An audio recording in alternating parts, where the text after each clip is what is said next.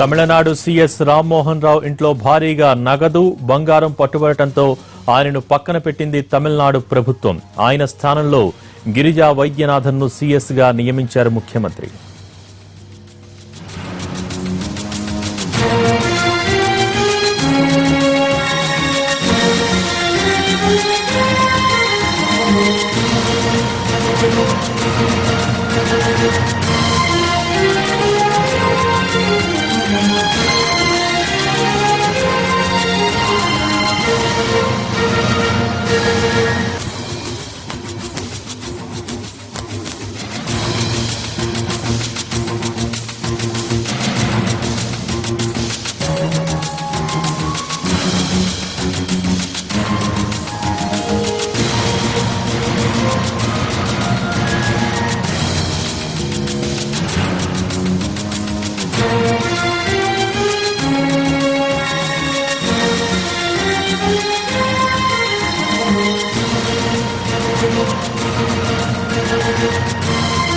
Tamil Nadu CS Rammohan Rao ఇంట్లో భారీగా నగదు బంగారం పట్టుబడటంతో ఆయన్ను పక్కన పెట్టింది తమిళనాడు ప్రభుత్వం. ఆయన స్థానంలో గిరిజా వైద్యనాథన్ను సీఎస్ గా నియమించారు. దీనికి సంబంధించి మరింత సమాచారం మా ప్రతినిధి దినకర్ అందిస్తారు. దినకర్, చెప్పండి. వేగంగా పరిణామాలు జరుగుతున్నాయి. తమిళనాడు రాజకీయాలతో పాటు తమిళనాడు పరిపాలనా విధానంలో కూడా వేగంగా రాజకీయ పరిణామాలు చోటు చేసుకుంటున్నాయని చెప్పవచ్చు.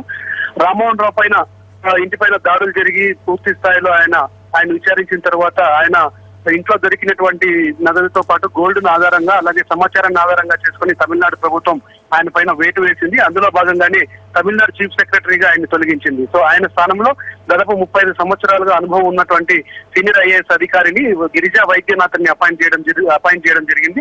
దీనికి సంబంధించి ఆదేశాలు కూడా జీవో కూడా కాసేపటి కిందటే విడుదల చేశారు అధికారులు.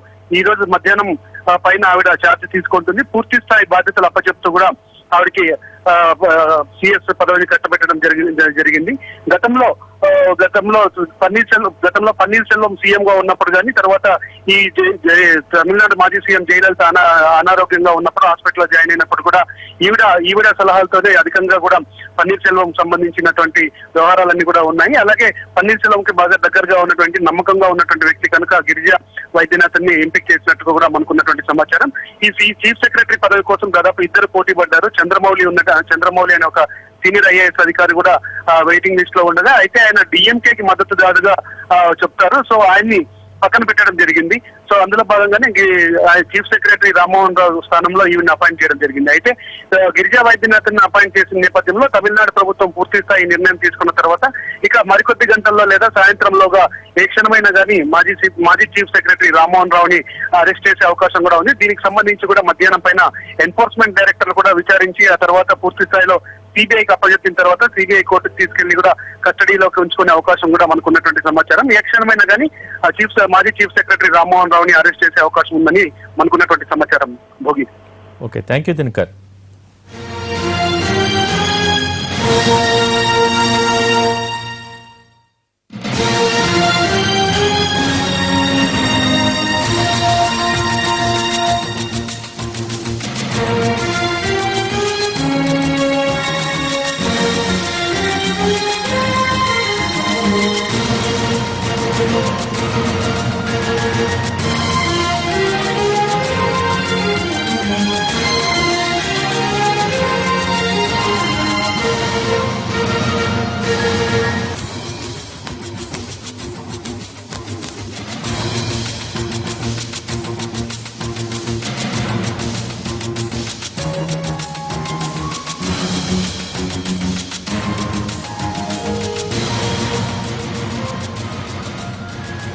తమిళనాడు సీఎస్ రామ్మోహన్ రావుకు ఉద్వాసన పలికింది ప్రభుత్వం.